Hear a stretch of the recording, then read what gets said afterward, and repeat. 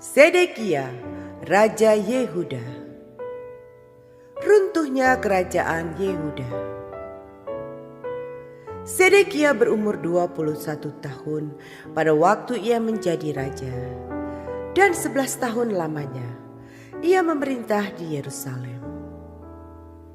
Nama ibunya ialah Hamutal binti Yeremia dari Libna. Ia melakukan apa yang jahat di mata Tuhan, tepat seperti yang dilakukan Yoyakim. Sebab oleh karena murka Tuhanlah terjadi hal itu terhadap Yerusalem dan Yehuda, yakni bahwa ia sampai membuang mereka dari hadapannya. Sedekia memberontak terhadap Raja Babel.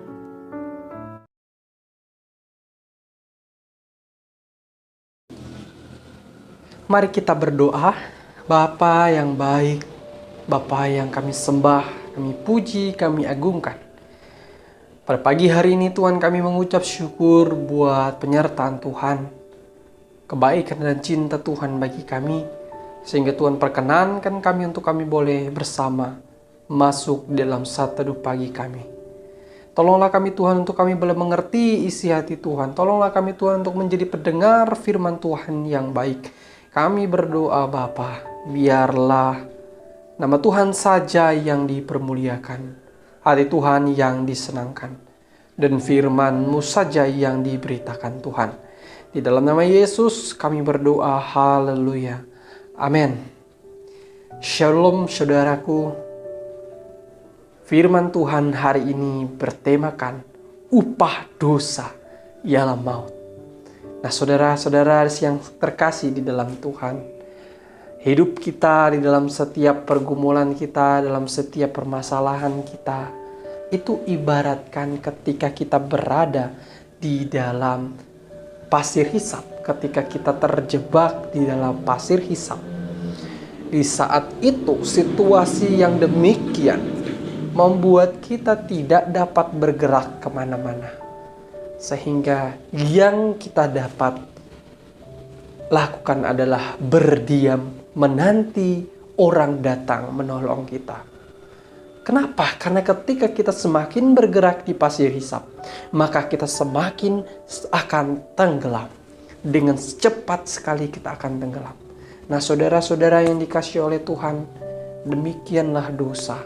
Ketika kita jatuh ke dalam dosa, kita melakukan segala sesuatu yang menurut kita itu dapat menolong kita. Dan akhirnya itu akan membuat kita semakin jatuh ke dalam dosa. Kenapa? Karena di dalamnya kita bukan menyerahkan kepada Tuhan. Kita bukan datang mencari Tuhan. Nah, saudaraku, sama ketika kita membaca, merenungkan kembali kisah-kisah raja-raja Yehuda. Salah satunya Raja Yosia yang kemarin kita telah pelajari. Ia adalah orang raja yang baik, tetapi di dalam perjalanan hidupnya, ia tidak mengandalkan Tuhan sehingga ia jatuh ke dalam dosa. Karena apa? Karena dia tidak mempercayakan diri kepada Tuhan. Dan demikian juga Raja Yoyakim, Raja Yoyakin, Raja Zedekia sama-sama jatuh ke dalam dosa. Sehingga pada saat itu Allah menjadi murka, saudara. Sehingga Allah memberikan kesempatan bagi bangsa Babel untuk menyerang, untuk menghabiskan, meluluh lantahkan tanah Mesir sehingga menjadi rata sama seperti tanah.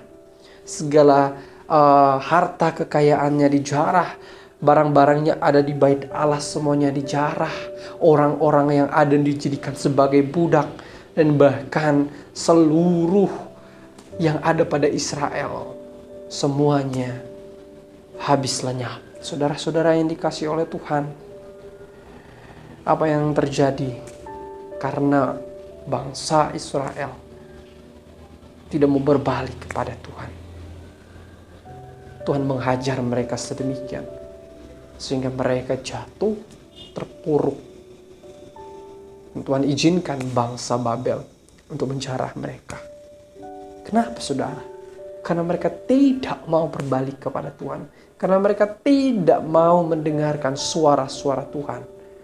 melalui nabi-nabinya, kita hari ini, saudaraku, kita mau belajar. Kita menyadari bahwa pergumulan kita, hidup kita, itu dipenuhi dengan dosa.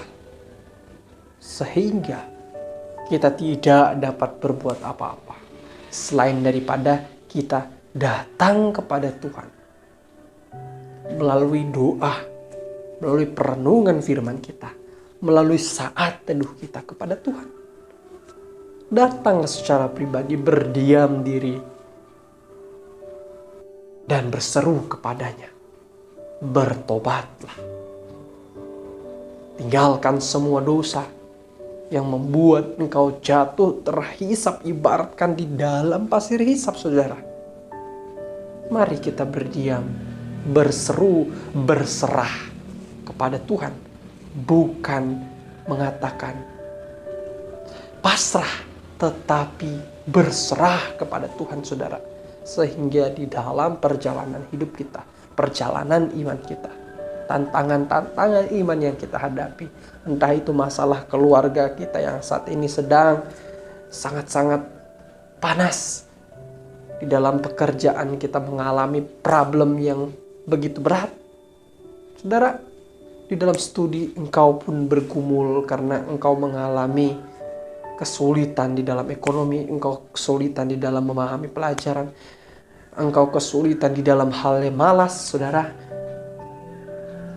Ayo mari kita sama-sama, yang kita lakukan adalah berserah, berseru, bertobat kepada Tuhan. Nyatakan semuanya kepada Tuhan. Saudaraku yang dikasihi oleh Tuhan, biarlah firman Tuhan hari ini boleh mengajarkan dan meneguhkan kita. Karena pada akhirnya jika kita tidak melakukan pertobatan, pembaharuan melalui penyerahan diri, berseru, berserah, dan bertobat, maka apa yang kita akan alami adalah, ingat saudara, upah dosa ialah maut. Yang akan kita terima adalah maut. Maka hari ini saya ajak kita semua untuk kita datang bertobat kepada Tuhan. Terus menerus di dalam perjalanan hidup kita. Tantangan iman kita yang kita hadapi, alami, minta kuat daripada Tuhan. Mari kita berdoa. Bapa yang baik, Bapa yang mengasihi kami mengucap syukur Bapa buat firman-Mu yang telah dinyatakan, yang telah diberitakan. Biarlah boleh menjadi kekuatan, boleh menjadi tuntunan di dalam setiap hidup kami yang penuh dengan keberdosaan ini Tuhan. Kami mau datang kepada Tuhan di dalam kehidupan kami, dalam permasalahan kami, pergumulan kami yang kami hadapi. Biarlah Tuhan boleh menolong kami, menjamah hati kami. Ketika kami berseru, ketika kami berserah kepada Tuhan, Tuhan menjawab kami. Kami mau bertobat. Karena kami tahu, kami sadar bahwa upah dosa ialah maut. Tuhan, ini doa-doa kami. Di dalam nama Yesus kami berdoa. Amin.